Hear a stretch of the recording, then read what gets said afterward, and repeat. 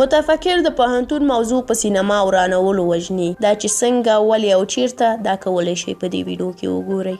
د افغانستان د ولسمشرۍ پر څوکۍ ناست اشرف غني د خپلې څه باندې یوې واکمنۍ په اوږدو کې په افغانستان کې داسې تاریخي سیاستونه وکړل چې ښایي نه تر دې وړاندې شوي وي او نه هم تر دې وروسته وشي. د متفکرانو سیاستونو لیست خورا زیات دی، خو زه یې دلته پر وروستي سیاست لږ رڼا اچوم. لومړی خبره دا ده چې د خدای جل جلاله د رحمت متفکر چې پر افغانستان نازل شوی دی، افغانستان ښه ورځ نه ده لیدلې او لا هم دا هېواد همداسې د هرې ورځې په تېرېدو سره پر شا روان دی.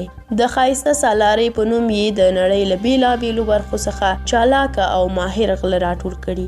د اداري او اخلاقي فساد سره سره یې د افغانستان هره برخه داسې په شرمونو وشرموله چې نه تر دې وړاندې د کوم بل واکمن په وخت کې شرمېدلې او نه به په راتلونکي کې وشرمېږي. له کله نه چې خلکو اشرف غني پیژندلی، له هماغې ورځې یې له حکومت نه زړه تور شوی او له بده مرغه د اشرف غني او د هغه د خپل سري مرستیال امرالله صالح په برکت خو اوس د افغانانو زړه له نظام څخه هم مخ په تورېدو دی او تر ډېره بریده د دې هېواد ځوانان د اوسني نظام کړنو ته په کتو سره نه یوازې دا چې د ولسواک نظام له ملاتړ او دفاع څخه یې لاس اخیستی، بلکې د نظام د ننګولو او ړنګولو د غني پالیسۍ ته حیران پاتې دي. اشرف غني د خپل واک د غځولو په موخه افغانستان یو داسې لور ته روان کړی دی چې نه یې منزل معلوم دی او نه هم د منفي ګرایۍ ګراف. په افغانستان کې هره ورځ د ځوانانو د سرونو لو روان دی او سلګونه انسانان هره ورځ مري. متفکر په خپل ټیم سره په داسې ماشومانه کړنو بوخت دی چې بدرنګۍ به یې له بده مرغه پښتانو ته ورپاتې وي. د هېواد په بېلابېلو برخو کې سړکونه په ټیکټرونو نړول کېږي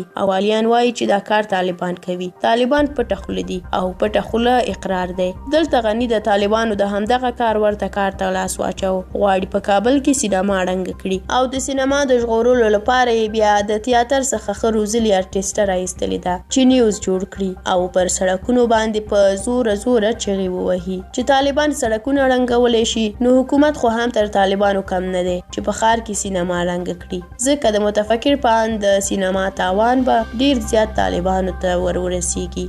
سړی کور دی وران شه په دا سیاست چې ته یې کوي. که غواړي په دې عمل طالبان خوشحاله کړي، نه په خوشحالېږي او که غواړي چې په دې ماشومانه سیاست د پوهنتون خبر پټ کړي. اشرف غني او د هغه ټیم باید پوه شي چې ټول له بهرنیو هېوادونو ورغلي اجنبیان دي او بیرته به بهر ته ځي. په بهر کې محکمې شته چې د یو اقدام حساب به ورسره کیږي.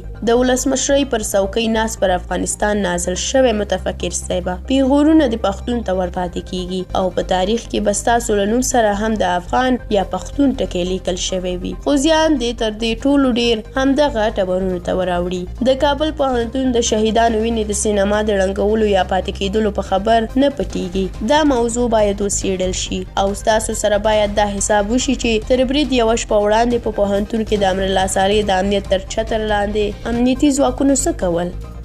له تاسو ډیره زیاته مننه چې ویډیو مو تر اخره ولیده. که د امرالله صالح او د ولسمشر غني د سیاست په اړه تاسو هم کوم نظر لرئ، زموږ سره کومنټ کې شریک کړئ. تر بیا بلې ویډیو، الله مو مل شه.